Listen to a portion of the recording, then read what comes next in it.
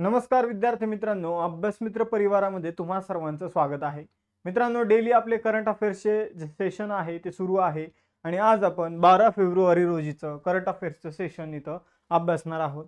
या सेशनचा तुम्हाला करंट अफेअर्समध्ये तर फायदा होणारच आहे, प्लस यामधून तुमचं जीएस आणि जे काही जीके आहे ते इथं परफेक्ट होण्यामध्ये मदत होणार आहे.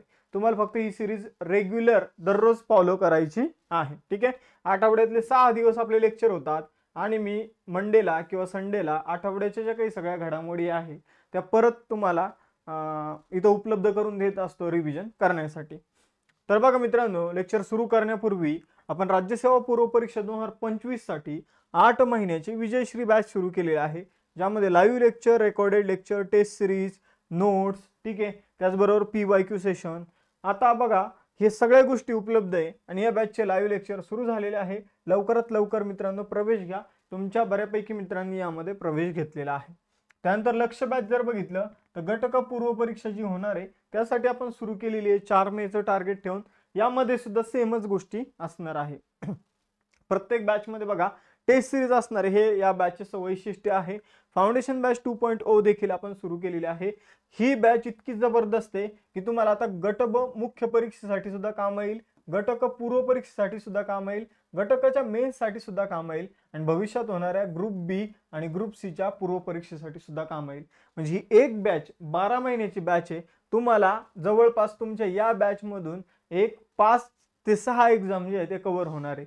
त्याचबरोबर जर बघितलं तर आता मुख्य परीक्षेची बॅच जॉईन करायची असेल तर मग तुम्ही यशस्वी बॅच जॉईन करू शकता आतापर्यंत. ठीक आहे. तर बघा मित्रांनो, त्याचबरोबर आपल्याकडे नोट्स आहे. या नोट्सचा फायदा तुम्ही तुमच्या रिव्हिजन मध्ये फास्ट रिव्हिजन करण्यासाठी करून घेऊ शकता. आपल्या महाराष्ट्राच्या इतिहासाच्या ज्या नोट्स आहे त्यामधून बऱ्यापैकी क्वेश्चन होते आणि पॉलिटीच्या नोट्स ज्या होत्या त्यामधून बऱ्यापैकी क्वेश्चन या ग्रुप बी च्या पेपरमध्ये आलेले होते. त्यावर पण मी एक व्हिडिओ बनवल. ठीक आहे.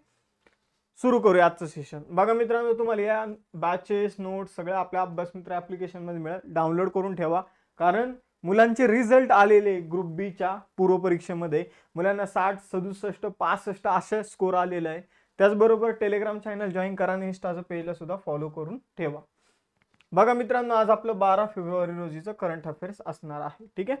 तर इथं जर बघितलं तर अविश्वास प्रस्तावापूर्वी कोणत्या राज्याचे मुख्यमंत्री बिरेन सिंह यांनी आपल्या पदाचा राजीनामा दिलेला आहे. तर बघा मित्रांनो, अलीकडे मणिपूरचे मुख्यमंत्री जे आहे बिरेन सिंह यांनी आपल्या पदाचा राजीनामा दिलेला आहे. त्यांच्या विरोधात अविश्वास प्रस्ताव जो आहे तो मांडला जात होता आणि तत्पूर्वीच त्यांनी आपल्या पदाचा राजीनामा दिलेला आहे. तर तुम्हाला हे सांगायचं विद्यार्थी मित्रांनो, अविश्वास प्रस्ताव जो आहे तर तो कोणत्या कलमानुसार मांडला जातो, कोणत्या कलमानुसार मांडला जातो. ठीक आहे. कोणत्या कलमानुसार मांडला जातो. त्यानंतर पहिला क्वेश्चन हा तुमच्यासाठी आहे. दुसरा क्वेश्चन, अविश्वास प्रस्तावाचा उल्लेख घटनेमध्ये आहे का, घटनेमध्ये आहे का. आणि जर समजून घ्या आहे तर ठीक आहे, पण नाही तर मग कुठे. ठीक आहे. नाही तर कुठे, तर कुठे आहे याची उत्तर प्रामाणिकपणे द्यायची. आज तुम्ही उत्तर दिली तर उद्या जाऊन भविष्यामध्ये हे प्रश्न परीक्षेमध्ये दिसले तर आज तुमचा 1 मिनिट 2 मिनिटांना काय होणार आहे, परीक्षेमध्ये तुमचे 1-2 मार्क परफेक्ट होणार आहे. आणि ज्यांनी समजा उत्तर येत नसेल, ज्यांनी उत्तर दिली त्यांची उत्तर जाऊन चेक करत चला. ठीक आहे. तर बघा, मणिपूरच्या विधानसभेत अविश्वास प्रस्तावाला सामोरं जाण्याचे 1 दिवस पहिलेच बिरेन सिंह यांनी आपल्या पदाचा राजीनामा मणिपूरचे जे राज्यपाल अजय कुमार भल्ला यांच्याकडे दिलेला आहे. मणिपूर बघा, मणिपूरची राजधानी आहे इम्फाळ. त्यानंतर राज्यपाल अजय कुमार भल्ला. राष्ट्रीय उद्यान आहे किबुल लामजाओ राष्ट्रीय उद्यान. आपण जर बघितलं तर किबुल लामजाओ राष्ट्रीय उद्यानामध्ये एक विशिष्ट प्रकारचं गवत आहे फोंबडीस नावाचं. या फोंबडीस नावाच्या गवतावरून इथे एक विशिष्ट प्रकारचा हरण आहे, त्याला फोंबडीस हरण म्हणून सुद्धा ओळखलं जातं. त्याचबरोबर जर बघितलं तर या राष्ट्रीय उद्यानामध्ये तरंगणाऱ्या शाळा ज्या आहे ते सुद्धा आपल्याला बघायला मिळतात. यानंतर पुढे जाऊया. मणिपूरची राजधानी इम्फाळ हे आपण बघितलं. राज्याची स्थापना 21 जानेवारी 1972 मध्ये करण्यात आली होती. मेईटिलॉन ही मणिपूरची अधिकृत भाषा आहे. संगई हा राज्य प्राणी आहे. राज्य पक्षी आहे मिसेस ह्युम्स तितर आणि राजकीय वृक्ष आहे तून. यानंतर जागतिक कडधान्य दिवस जो आहे, वर्ल्ड पल्स डे जो आहे मित्रांनो, तो कधी सेलिब्रेट केला जातो. तर आपण जर बघितलं तर कडधान्यापासून आपल्याला काय मिळतं, डाळी मिळतात आणि डाळीमधून आपल्याला प्रोटीन मिळतं आणि पोषणयुक्त जेवण मिळतं. आपण जर बघितलं तर जागतिक पल्स डे जो आहे, आपण जर बघितलं कडधान्य दिवस जो आहे तर तो दरवर्षी 10 फेब्रुवारी रोजी सेलिब्रेट केला जातो. आणि कधीपासून सेलिब्रेट केला जातो? 2016 पासून. 2016 रोजी युनायटेड नेशनच्या महासभेने या दिवसाला मान्यता दिली होती. मग कोणताही दिवस आणि त्याविषयीची थीम आपल्याला लक्षात ठेवायची असते. मग आपण जर बघितलं तर या वर्षीची थीम होती pulse bringing diversity to agri food system. ठीक आहे, म्हणजे डाळी ज्या आहे तर त्या आपण जर बघितलं तर जे विविधता आणतात कशामध्ये, तर कृषी विषयक अन्न विषयक सिस्टम मध्ये. ठीक आहे, तर मला प्रॉपर ट्रान्सलेशन जमले नाही मराठीमध्ये, तुम्ही पण इंग्रजीच लक्षात ठेवा, कारण इंग्रजीमधलं ट्रान्सलेशन, इंग्रजीमधले जे काही पॉइंट्स असतात ते परीक्षेमध्ये ॲज इट इज दिसतात, मराठीमध्ये ट्रान्सलेशनमध्ये कुठेतरी कधी कधी गडबड गोंधळ होत असतो. यानंतर पुढे जाऊया. आता बघा जानेवारी आणि फेब्रुवारी महिन्यामधले काही दिवस आता आपण इथं बघून घेऊया. आंतरराष्ट्रीय सीमा शुल्क दिन जो आहे तो 26 जानेवारी रोजी सेलिब्रेट करण्यात आला. याची थीम होती सीमा शुल्क दक्षता, सुरक्षा और समृद्धि के प्रति अपने प्रतिबद्धता को पूरा करना है. तर अशी मोठी थीम होती. हिंदीमध्ये मराठीमध्ये जर ट्रान्सलेशन करणं जमलं नाही, पण तुम्ही लक्षात ठेवा. ठीक आहे, लाला लजपत राय यांच्या जयंतीचा दिवस जो आहे तो 28 जानेवारी 2025 रोजी कितवी जयंती त्यांची सेलिब्रेट करण्यात आली? 160वी. जागतिक कुष्ठरोग दिवस कधी सेलिब्रेट करण्यात आला? तर 26 जानेवारी. ठीक आहे, 26 जानेवारी 2 दिवस आहे, आंतरराष्ट्रीय सीमा शुल्क दिवस आणि जागतिक कुष्ठरोग दिवस. शहीद दिन कधी सेलिब्रेट केला जातो? 30 जानेवारीला. जागतिक पाणथळ दिवस 2 फेब्रुवारीला. ठीक आहे, या दिवशी रामसर करार झाला होता म्हणून 2 फेब्रुवारी हा दिवस जो आहे तर तो जागतिक पाणथळ दिन म्हणून सेलिब्रेट केला जातो. 1971ला रामसर करार करण्यात आला होता आणि 1975ला तो अंमलात आला होता. ठीक आहे, मग त्यामुळे आपण जर बघितलं 2 फेब्रुवारी जो आहे तो जागतिक पाणथळ दिन म्हणून सेलिब्रेट केला जातो. आमच्या सामायिक भविष्यासाठी पाणथळ प्रदेशांचे संरक्षण अशी या वर्षीच्या पाणथळ दिनाची थीम होती. भारतामध्ये सध्या जर बघितलं जवळपास 85 काय आहे तर पाणथळ स्थळे ज्यांना रामसर कराराअंतर्गत संरक्षण मिळालेलं आहे. रामसर साईट आहे, महाराष्ट्रात 3 आहे, लोणारचं सरोवर, नांदूर मधमेश्वर आणि ठाणे खाडी. त्यानंतर जागतिक कर्करोग दिन 4 फेब्रुवारी रोजी सेलिब्रेट केला जातो. युनायटेड बाय युनिक अशी त्याची थीम होती. जागतिक आंतरधर्मीय सौहार्द सप्ताह जो आहे तो 1 ते 7 फेब्रुवारी मध्ये आयोजित करण्यात आला होता. आणि राष्ट्रीय महिला आयोगाचा 33वा स्थापना दिवस 31 जानेवारी रोजी सेलिब्रेट करण्यात आला होता. 31 जानेवारी 1992ला राष्ट्रीय महिला आयोगाची स्थापना करण्यात आली होती. आणि राष्ट्रीय महिला आयोगाच्या अध्यक्ष सध्या एक मराठी व्यक्ती आहे, त्यांचं नाव तुम्ही मला कमेंट बॉक्समध्ये सांगायचं आहे. कोणत्या राज्याचे उपमुख्यमंत्री उदयनिधी स्टॅलिन यांनी कंबर संपेटाई येथे पक्षी उद्यानाचं उद्घाटन केलं? तर बघा मित्रांनो, आपण जर बघितलं तर स्टॅलिन जे आहे ते तमिळनाडूचे कोण आहे तर उपमुख्यमंत्री मुख्यमंत्री दोघं पण स्टॅलिनच आहे सध्या. तर आपण जर बघितलं तर उदयनिधी स्टॅलिन हे उपमुख्यमंत्री आहे, एम.के. स्टॅलिन जे आहे ते मुख्यमंत्री आहे. मग आपण जर बघितलं तर कंबर संपेटाई या ठिकाणी पक्षी अभयारण्य जे आहे ते बनवण्यात आलेले आहे, त्यासाठी खर्च लागलेला आहे 18 कोटी रुपये. ठीक आहे, 18 कोटी रुपये खर्चून आपण जर बघितलं तर 4 एकर मध्ये हे अभयारण्य बनवण्यात आलेलं आहे. यानंतर पुढे जाऊया. आपण जर बघितलं मित्रांनो तर तमिळनाडूची राजधानी चेन्नई आहे. राज्य पुनर्रचना आयोगानुसार याची निर्मिती करण्यात आली होती 1 नोव्हेंबर 1956ला. एम.के. स्टॅलिन मुख्यमंत्री आहे, आर.एन. रवी राज्यपाल आहे. उच्च न्यायालय कोणतं न्यायालय तर मद्रासचं उच्च न्यायालय आहे. त्यानंतर मधुमलाई राष्ट्रीय उद्यान, मन्नार सागरी राष्ट्रीय उद्यान. त्यानंतर लोकसभेची जागा 39 आहे तर राज्यसभेची जागा 18 आहे. यानंतर पुढे जाऊया. कोणत्या देशाचे पहिले राष्ट्रपती आणि स्वातंत्र्याचे नेते सॅम नुजोमा यांचे वयाच्या 95व्या वर्षी निधन झालं? तर बघा मित्रांनो, नामिबियाचे राष्ट्रपती आणि स्वातंत्र्य आपण तिथं काय म्हणूया स्वातंत्र्य सेनानी सॅम नुजोमा यांचं वयाच्या 95व्या वर्षी निधन झालेले ते नामिबियाचे होते. बस एवढं लक्षात ठेवा, बाकी काही लक्षात ठेवायची गरज नाही. आता चांगी 8 चंद्र मोहिमेसाठी कोणत्या देशाने चायना नॅशनल स्पेस ॲडमिनिस्ट्रेशन, ठीक आहे, चायनाच्या जसं आपलं Indian space research organisation ISRO तसं चायनाची CNSA आहे, चायना नॅशनल स्पेस ॲडमिनिस्ट्रेशन. ठीक आहे, तर तिने कुणासोबत भागीदारी केलेली आहे?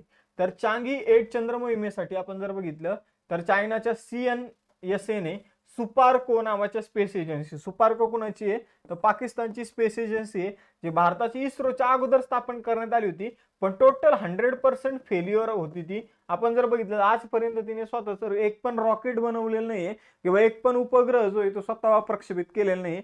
अशा प्रकारचा फेल्युअर सिद्ध झालेली आहे. त्यामुळे बघा, तुम्ही अभ्यासाला कधी लागले हे मॅटर करत नाही, तुम्ही अभ्यास कसा करता आणि किती मेहनत घेता या गोष्टी मॅटर करतात. त्यामुळे तुम्ही परीक्षेमध्ये जीव झोकून द्या. परीक्षा असल्यावर मुलं अभ्यास करतात, परीक्षा नसल्यावर काय करतात, टाळाटाळ करतात आणि त्याचेच परिणाम पेपरमध्ये बघायला मिळतात. आणि त्यानंतर मुलांचं म्हणणं राहतं, सर माझा स्कोर 50 आला, माझं होईल का? ठीक आहे, माझा स्कोर 45 आला, माझा स्कोर 55 आला. तर बघा मित्रांनो, हे डाऊट कधी येतात, जेव्हा तुम्ही एक कन्सिस्टन्सी तुमची नसते. तुम्हाला काय करावं लागेल, अभ्यासामध्ये कन्सिस्टंट राहावं लागेल. इस्रोकडून तुम्ही काय झाले पाहिजे, इन्स्पायर झाले पाहिजे. कमी बजेटमध्ये, आता आपला पण रेग्युलर लाईफमध्ये तुमचा माझा सगळ्यांचा पैशाचा प्रॉब्लेम असतो. पैसे आपल्याकडे कमी असतात गोष्टी करण्यासाठी, आणि मग आपण जर बघितलं त्यामधून आपल्याला मार्ग काढायचा आहे आणि यशस्वी व्हायचं आहे. ठीक आहे, यानंतर पुढे जाऊया. बघा मित्रांनो, पाकिस्तानची जी काही स्पेस एजन्सी, तिचं नाव सुपार्को, लक्षात ठेवा. अंतराळ आणि उच्च वातावरण संशोधन आयोग असं तिचं थोडक्यात नाव आहे. ठीक आहे, तर तिने CNSA सोबत काय केलेलं आहे, तर इथं करार केलेला आहे. आपण जर बघितलं तर चांगी 8 मिशन जी आहे ती 2028 मध्ये काय करेल, तर प्रक्षेपित करणार आहे. यानंतर बघा, चंद्र मोहिमेत पाकिस्तान पहिल्यांदाच इथं पार्टिसिपेट होणार आहे, पहिल्यांदाच त्यांचा सहभाग असणार आहे. ते 35 किलो वजनाचं एक रोवर डेव्हलप करत आहे चंद्रावर फिरण्यासाठी, तिथून काही सॅम्पल वगैरे गोळा करण्यासाठी, चंद्राचा अभ्यास करण्यासाठी. पाकिस्तानची राजधानी इस्लामाबाद. आसिफ अली जरदारी राष्ट्रपती आहे आणि शहबाज शरीफ पंतप्रधान आहे. विज्ञान विषयक चालू घडामोडी बघा, इस्रोने कोणत्या रॉकेटने स्पेस डॉकिंग एक्सपेरिमेंट जो आहे तो यशस्वीरित्या आपण जर बघितलं तर केला होता. कोणत्या रॉकेटचा वापर केला होता, PSLV C60. 2025 मध्ये अंतराळात मानवरहित डॉकिंग साध्य करणारा भारत कितवा देश बनला, तर भारत 4था देश बनला. भारताला मास्टर ऑफ डॉकिंग म्हणून सुद्धा ओळखलं जाऊ लागलेले. आता अंतराळात वनस्पतीच्या वाढीचा अभ्यास करण्यासाठी क्रॉप चाचणी कोणत्या संस्थेने केली, तर इस्रोने. लेक्सी मिशन कोण प्रक्षेपित करणार आहे, तर नासा. त्यानंतर 29 जानेवारी 2025 रोजी श्रीहरिकोटा येथील सतीश धवन अंतराळ केंद्रातून 100वे प्रक्षेपण कोणी केलं, तर इस्रोने केलं, एक रेकॉर्ड केलेला आहे. त्यानंतर जर बघितलं तर इस्रोने आपले 100वे मिशन कोणत्या रॉकेटने केले, तर GSLV म्हणजे Jio synchronous satellite launching vehicle. आपण जर बघितलं तर F-15 हा तिचा नंबर आहे त्या रॉकेटचा. यानंतर ISS इंटरनॅशनल स्पेस स्टेशनच्या ऑक्झिम 4 मिशन वर जाणारा पहिला भारतीय कोण आहे, तर शुभांशु शुक्ला. कोणत्या भारतीय वंशाच्या अंतराळवीराने सर्वात जास्त काळ अंतराळात आपण जर बघितलं तर अंतराळामध्ये चालण्याचा विक्रम जो आहे तो प्रस्थापित केलेला आहे, म्हणजे तरंगण्याचा थोडक्यात, तर सुनीता विल्यम्स या महिला वैज्ञानिकाने आतापर्यंतच्या ज्या काही महिला वैज्ञानिक होत्या त्या सगळ्यांचा रेकॉर्ड मोडून आपला नवीन एक रेकॉर्ड जो आहे तो प्रस्थापित केलेला आहे. सुरक्षित इंटरनेट दिवस जो आहे तो कधी सेलिब्रेट केला जातो, तर बघा मित्रांनो, सुरक्षित इंटरनेट दिवस जो आहे, सेफ इंटरनेट डे, 11 फेब्रुवारी रोजी सेलिब्रेट केला जातो. ठीक आहे, तर आपण जर बघितलं तेच थीम काय होती, together for a better internet. आपण जर बघितलं हा दिवस दरवर्षी फेब्रुवारीच्या दुसऱ्या मंगळवारी सेलिब्रेट केला जातो. त्यामुळं यावेळी दुसरा मंगळवार 11 फेब्रुवारीला आला, म्हणून हा दिवस 11 फेब्रुवारी रोजी सेलिब्रेट करण्यात आलेला आहे. यानंतर पोलाद मंत्रालयामध्ये संचालक म्हणून कुणाची नियुक्ती करण्यात आली, तर पोलाद मंत्रालयाला इस्पात मंत्रालय किंवा मिनिस्ट्री ऑफ स्टील म्हणून ओळखलं जातं. आणि भारताचा पोलाद उत्पादनामध्ये कितवा क्रमांक आहे मित्रांनो, सेकंड स्पॉट आहे. फर्स्ट स्पॉट जो आहे मित्रांनो ते चायनाचं आहे. त्यानंतर सेकंड आता इंडिया आहे, आपला भारत आहे, आणि 3 नंबरला जर बघितलं तर जपान आहे. ठीक आहे, तिन्ही पण एशियन कंट्री आपल्याला इथं टॉप 3 मध्ये बघायला मिळतात. तर मैमून आलम जे आहे पोलाद मंत्रालयामध्ये संचालक म्हणून त्यांची नियुक्ती करण्यात आलेली आहे. त्याचबरोबर बघा मित्रांनो, पोलाद मंत्रालय सचिव कोणी, संदीप पौड्रिक. ठीक आहे, हे लक्षात ठेवायचंय. यानंतर पुढे जाऊया, महत्वाच्या नियुक्त्या बघा. बिहारचे 42वे राज्यपाल आरिफ मोहम्मद खान, RBIचे नवीन गव्हर्नर संजय मल्होत्रा, मनीष सिंगल जे ते ॲस्कॉमचे नवीन सरचिटणीस बनलेले, भुवनेश कुमार जे आधार ला ऑर्गनाइज करणारी जी काही संस्था आहे युनिक आयडेंटिफिकेशन ऑथॉरिटी ऑफ इंडियाचे नवीन CEO बनलेले आहे. राष्ट्रीय मानवाधिकार आयोगाचे नवीन अध्यक्ष बनलेले V सुब्रमण्यम, ICCचे सर्वात तरुण अध्यक्ष बनलेले जय शहा. संजय मूर्ती जर बघितलं तर हे भारताचे नवीन कॅग नियंत्रक व महालेखा परीक्षक बनलेले. भारताचे 51वे सरन्यायाधीश न्यायमूर्ती संजीव खन्ना बनलेले.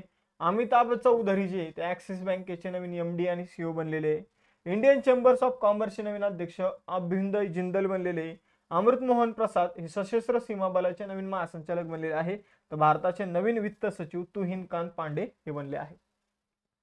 केंद्रीय मंत्रिमंडळाने स्किल इंडिया प्रोग्राम जो आहे तर तो कोणत्या वर्षापर्यंत वाढवलेला आहे. बघा मित्रांनो, स्किल इंडिया प्रोग्राम 2015 साली सुरू करण्यात आला होता आणि आता याला वाढवण्यात आलेलं आहे 2025-26 पर्यंत. तर 2025-26 हे उत्तर असेल. इथं 26 ऑप्शन आपल्याला बघायला मिळते 2026, मग हेच आपलं उत्तर असणार आहे. ठीक आहे. तर अलीकडे एक बैठक झाली आणि त्या बैठकीमध्ये स्किल इंडिया प्रोग्राम 2025-26 वर्षापर्यंत वाढवण्याचा निर्णय घेतलेला आहे. स्किल इंडिया मिशन जे तर ते 2015 मध्ये सुरू झालं होतं. यामध्ये भारतातील जे काही सरकारचे कर्मचारी आहे, जे काही युवक आहे, तर त्यांना त्यांच्यामध्ये स्किल निर्माण करण्यासाठी, स्किल डेव्हलप करण्यासाठी हा प्रोग्राम सुरू करण्यात आला होता. कोणती अंतराळ संस्था फेब्रुवारी 2025 मध्ये आपण जर बघितलं तर स्पेअरएक्स नावाची मोठी अंतराळ दुर्बीण प्रक्षेपित करणार आहे. तर आपण जर बघितलं स्पेअरएक्स नावाची अंतराळ दुर्बीण नासाद्वारे प्रक्षेपित केली जाणार आहे. तर बघा, अंतराळामध्ये नासाने यापूर्वी जर आपण बघितलं तर एक रिसेंटली एक दुर्बीण जी आहे ती प्रक्षेपित केलेली आहे. तर तिचं नाव तुम्हाला कमेंट बॉक्समध्ये सांगायचं आहे. हे नाव आता मलाच आठवत नाहीये. ठीक आहे. जेम्स वेब स्पेस टेलिस्कोप जो आहे तो त्यांनी प्रक्षेपित केलेला आहे. आणि त्यानंतर जर आपण बघितलं तर आता स्पेअरएक्स नावाची दुर्बीण जी आहे ती आता अवकाशामध्ये पाठवत आहे. यानंतर जर पुढे जाऊया, ठीक आहे, बाकी आपल्याला जास्त काही लक्षात ठेवायची गरज नाही. स्पेअरएक्स दुर्बीण जी आहे तर ती नासाद्वारे 27 फेब्रुवारी 2025 रोजी प्रक्षेपित केली जाणार आहे. नासाचा फुल फॉर्म आहे national aeronautics and space administration. 29 जुलै 1958 ला स्थापना झालेली. मुख्यालय Washington DC USA. Bill Nelson जे ते नासाचे अध्यक्ष आहे. कोणत्या देशाने इस्कंदर M स्ट्रॅटेजिक बॅलिस्टिक क्षेपणास्त्राची निर्मिती केलेली आहे? तर बघा मित्रांनो, इस्कंदर नावाचं जे मिसाईल आहे तर रशियाचं आहे. कोणाचं आहे? रशियाचं. तर बघा, रशियाचं हे मिसाईल आहे. आणि आपण जर बघितलं तर शॉर्ट रेंज मिसाईल आहे. 500 किलोमीटर पर्यंतची याची रेंज आहे. ठीक आहे. आपण जर बघितलं तर स्वतःसोबत 480 ते 700 किलो वजन घेऊन 500 किलोमीटर जाऊ शकतं. ठीक आहे. याचं स्वतःचं वजन 3750 किलो आहे. त्याची पहिल्यांदाच चाचणी 2008 मध्ये करण्यात आली होती. आणि जॉर्जिया विरुद्ध आपण जर बघितलं तर त्याच्या युद्धामध्ये पहिल्यांदा वापर 2008 मध्ये झाला होता. आणि हे इस्कंदर कुणाचं आहे तर रशियाचं मिसाईल आहे. तुम्ही बघू शकता अशा प्रकारची एक गाडी असते, त्याच्यावर हे मिसाईल जे आहे ते कुठूनही लॉन्च करता येऊ शकतं. ठीक आहे. ती गाडी फक्त आपल्याला तिथपर्यंत न्यायची असते. रशियाची राजधानी बघा मॉस्को. ठीक आहे. युरोपच्या आसपासची राजधानी रशियाची. आपण जर बघितलं तर राजधानीपासून बाकी पूर्ण एरिया किती लांब आहे तुम्ही बघू शकता. रशियन रुबल तिथलं चलन आहे. युरोप खंडामध्ये रशिया आपल्याला बघायला मिळतो. मिखाईल मिशुस्टिन पंतप्रधान आहे. व्लादिमीर पुतिन राष्ट्रपती आहे. रशियाविषयी चालू घडामोडी बघूया. भारताने ब्रिक्स साहित्य मंच 2024 मध्ये कोणत्या देशात भाग घेतला? तर रशियामध्येच ब्रिक्सची समिट झाली होती कझान या ठिकाणी. आणि भारताने मग त्यामध्ये भाग घेतला होता. रशियामध्ये गेला होता भारत. काळ्या समुद्रात तेल गळतीमुळे रशियन संघाने आणीबाणी जाहीर केलेली आहे.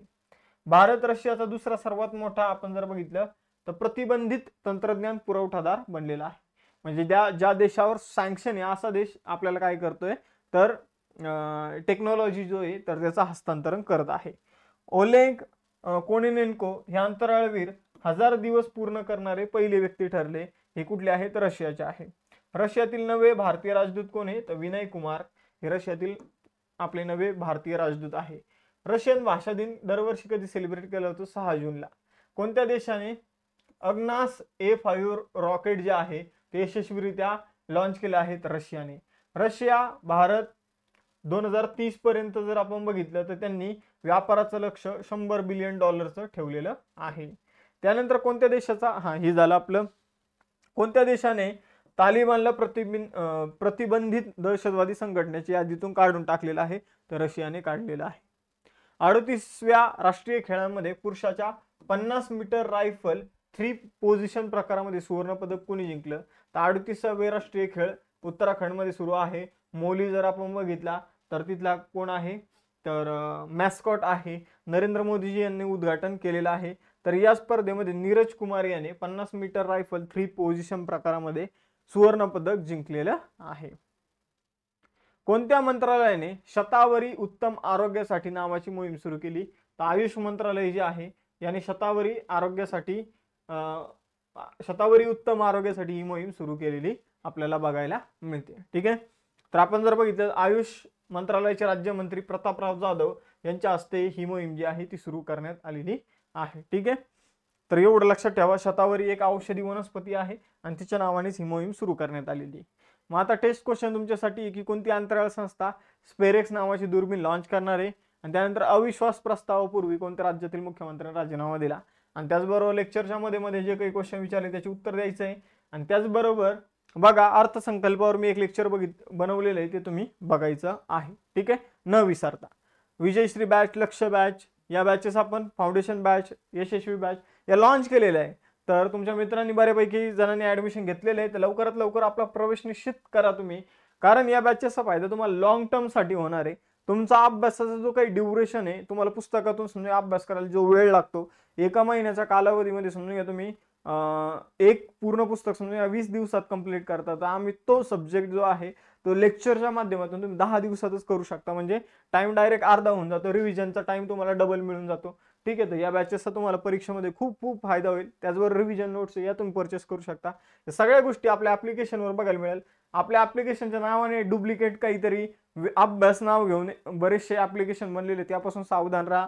तसेच टेलिग्रामचा एक अभ्यास मित्र डिस्कशन म्हणून एक ग्रुप बनवलेला आहे कोणतरी, तर या सगळ्या गोष्टीपासून सावधान राहा. जिथं आपला ऑफिशियल लोगो दिसेल आणि अभ्यास मित्राचा ऍप दिसेल, ठीक आहे, तर ते डाउनलोड करा. टेलिग्राम इंस्टाच्या वर सुद्धा आपलं पेज आहे, त्याला फॉलो करायला विसरू नका. थांबूया मग आपण इथं, भेटूया नेक्स्ट सेशनमध्ये. चलो बाय बाय एव्हरीवन, जय हिंद.